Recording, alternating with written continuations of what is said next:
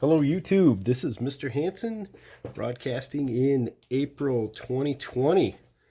Today, or I should say in this video, depending on which day you watch it, today would be different. But in this video, we are going to check out chapters 7 and 8 of The Outsiders and explain what happened in these chapters as well as go over the paperwork for it. So, in the previous chapter, Ponyboy, Dallas Winston, and Johnny returned to the church, and the church was on fire. They rescued some of the kids that were in the church, and in Chapter 7, they are now in the waiting room at the hospital, where reporters and police come to see them. As we continue cruising through this, we find out that Soda Pop visited him as well. And we find out that Johnny is in very critical condition. We find out on page 103, even if Johnny did live, he'd be crippled and never play football or help us out in a rumble again. So that quote right there tells you a lot about what is happening with Johnny at this moment. Moving on from there, we find out that Ponyboy is able to come home, and we find out they talk a little bit more about chocolate cake. That's something that all the guys like to eat on a regular basis. That question comes up late in your paperwork, so think about that for just a moment. And they have the newspaper that has a headline that says, "Juvenile delinquents turn heroes." By juvenile delinquents, they mean people who are under the age of 17 who consistently get in trouble. But were these guys always getting in trouble? It's hard to say. What's interesting about that quote is 2-Bit says, "Y'all were heroes from the beginning. You just didn't turn it all of a sudden." So I thought that was a good quote right there. That comes up later in the story as well. And from there, we find out that 2-Bit and Ponyboy go down to a gas station. And we also find out that Soda Pop has kind of lost his girlfriend. She went to live with her grandmother in Florida, partially because he was thinking of marrying her. Yikes, that's a tough way to have someone break up with you, by all means. As we continue further through the chapter, this is the part where Ponyboy is at the gas station and he meets up with Randy. If you remember, Randy is a Soch, and they're kind of talking just person to person, figuring out certain things with the events that happened a little while ago. And Randy ends up saying, "What can I do? I'm Mark Chicken if I punk out at the Rumble, and I'd hate myself if I didn't. I don't know what to do. Ooh, the Rumble." By Rumble, they basically mean a huge fight where about 20 guys from the Soches as well as 20 guys from the Greasers are going to have it out to see who is the toughest group. And Ponyboy tries to say something nice to him. This is kind of an interesting sequence of dialogue. "He looked at me," he being Randy looking at Ponyboy. "No, you wouldn't. I'm a Soch. You get a little money and the whole world hates you." And then Ponyboy responds, "No, I said, you hate the whole world."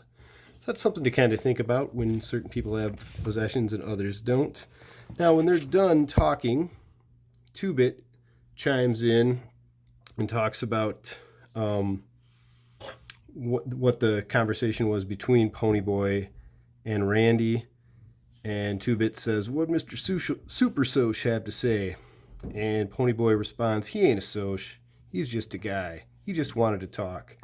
So in that quote sequence right there, we find out that these two individuals are not just part of the Greasers or part of the Soches. They have their own thoughts, they have their own feelings, and they can connect on a certain level where they are just person to person. Moving into Chapter 8, we find out a little bit more about what's going on with Johnny, and we find out that the nurses won't even let his friends visit at this time. Tells you the situation that he's in. However, they are able to get in and actually visit him. And Johnny says that he wants hair grease as well as the book. By the book, they mean a copy of Gone with the Wind. And Johnny divulges some more information about his state of being. And if you remember earlier in the book, Johnny had talked about killing himself. And this is an interesting quote. "You want to know something, Ponyboy? I'm scared stiff. I used to talk about killing myself. I don't want to die now. 16 years ain't long enough." So we see his character has started to grow, and there's some dynamic growth in his character. He's not just a static character that stays the same there. This is a long sequence where we find out a little bit about Johnny's mom, and most of the time, if you were injured and your mom came to see you, that would be a good thing for most people. In this sequence, we find out your mother's here to see you. I don't want to see her. She's probably just talking about how glad her and the old man will be when I'm dead. Yikes. That really tells you about their situation and their relationship and how rough that is. And the mom tries to go in, and she's kind of kept from going in, but she also says, "It was your fault, always running around in the middle of the night, getting jailed and heaven knows what else."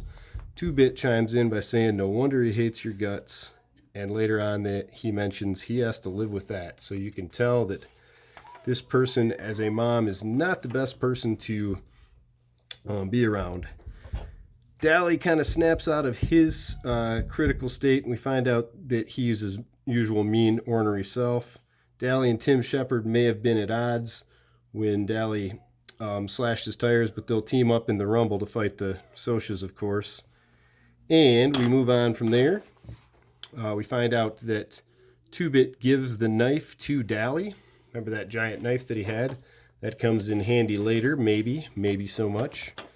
Dari will kill me if you're really sick and you go ahead and fight anyway. 2-Bit's talking to Ponyboy at that time. Find out that Dari is stricter than his own parents were as far as the way that he parents Ponyboy. Find out that also Dari might be a Soc if he didn't have to take care of his little brothers. And think about what they mean by that. By Soc, do they mean that he would be a kid who was just kind of running in a different social circle, possibly going to college instead of roofing houses? Think about that as far as that goes. The only thing that keeps Dari from being a Soc is us, and they're getting ready for a big fight here. Okay? And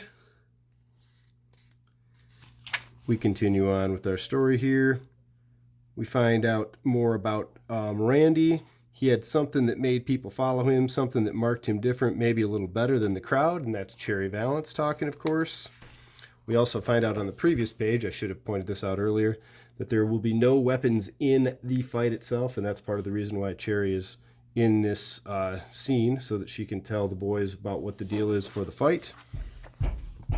Cherry always went for boys who were bound for trouble, and then once again they talk about the concept of a sunset, because the sunset is the same for all people pretty much in the same area. You can experience that same sunset. And we find out as the chapter ends that once again, Ponyboy definitely likes Cherry Valance. We read through this. She had green eyes. I went on, walking home slowly. So that is a quick summary of those two chapters. I hope you listened to the audiobook for that. Hope you also listened and checked out the English professor's explanation of those chapters and kind of the analysis there. Let's check out some of the paperwork that will go with this. All right, so here we are for Chapter 7. What condition is Johnny in after the fire? I mentioned that at the beginning of the summary. What is a juvenile delinquent? I mentioned that as well. What problems did the brothers face after Ponyboy's return? There's obviously the problems of them getting along, but there's a deeper problem in there if you can think it through on that as well, and how Ponyboy may be connected to the murder of Bob and how that would work. Okay.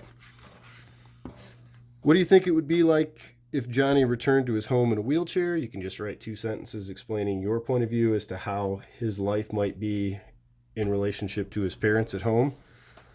Why does Dari leave the front door unlocked? Ooh, that is something subtle that was in the chapters. If you catch that one, great job. If not, that's okay. It has something to do not just with Ponyboy, but the entire group of greasers. Moving ahead for more questions here. Was the headline "Juvenile Delinquents Turn Heroes" accurate or not? Please explain. Take your point of view on that. Why did Randy want to talk to Ponyboy? And I had mentioned that in my description of the chapters as to why they were talking person to person. See if you can figure that out through either the reading or listening to the audiobook itself. According to Randy, what should Bob's parents have done differently? That's one section I didn't talk about too much, but there was a part where Randy is interacting with Ponyboy, and he says something about the parenting of Bob's parents. And with that regard, they either let him get away with everything or they were very strict with him. And one of those things was the problem. I didn't mention that specifically in my analysis, and it is something important, so I figured I should go over it now. What does Ponyboy finally understand after talking with Randy? I mentioned that in my analysis. What is the one food all the brothers like for breakfast? I mentioned that as well. And in the movie, there's a really cool scene. Hopefully you'll be able to watch the movie and be allowed to. I think it's a PG-13 movie, but there's a pretty cool scene with Two-Bit, and he's eating his breakfast, watching Mickey Mouse. I won't mention what that specific food was, but I definitely laughed out loud when I saw that the first time. Moving ahead from there, we are now into our third page of questions for Chapter 7. What do the doctors say about Dally's injuries? And I didn't mention that specifically in the analysis, but you could listen to it and find out. And we find out that he is actually doing much better, even though they want him to stay in the hospital for a little bit longer. What charges are being brought against Johnny? Okay, think about the charges. Probably something to do with second-degree murder. I didn't mention that specifically. Hopefully you caught that during the reading. Where did Soda's girlfriend go? I mentioned that specifically. There's a certain state, and oddly enough, there is a Mickey Mouse theme park in that state. And she possibly had to go there because Soda Pop was proposing to her, and her parents were not excited about her getting married so young to a guy like Soda Pop, or getting married so young in general. Now, here's a question for you to think about this. Will the rumble between the Socs and Greasers solve anything? Please explain. Why do you think people confide in Ponyboy? By confide, what they mean is, why do they tell Ponyboy some of their bigger feelings? Why is Ponyboy considered a person that other people can connect to and share feelings with? I've had this experience in my life where strangers will just spill their guts to me, and I don't fully understand it, but I always listen to them as best as I can. But yeah, certain people are willing to talk to other people even without knowing them that well. And why do you think people confide in the character Ponyboy? By confide, once again, that means, why do they tell Ponyboy how they feel about certain topics? Moving ahead from there, Chapter 8. If Dari didn't have Soda or Ponyboy, why would he be a Soc? Think about that. What connection would he have to that quote-unquote other group? How did Johnny feel about dying? I discussed that in great detail. We went over the specific quotes of him explaining how he felt about being 16 years old. Compare Johnny's mother with Ponyboy's mother. That should be Johnny's. Again, I didn't make these. I'm glad the person did make them, though. It was nice of him to do that. And you can listen to or read through that section in the book again where they talk about how they look, act, talk, and feel.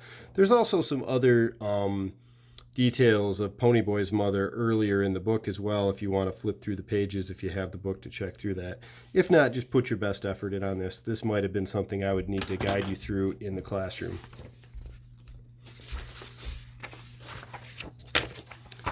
Okay, why doesn't Johnny want to see his mother? Well, we can figure that out from the pages that we read through specifically during the analysis time. Why won't Cherry visit Johnny in the hospital? This is something I didn't discuss, but you could certainly infer why she wouldn't want to visit him. She even states it directly. Obviously, she is becoming friends with the Greasers, but at the same time, she was connected to Bob, and something with her connection to Bob is definitely weighing on her why she won't go visit Johnny about that. What did Cherry love about Bob? We mentioned that specifically.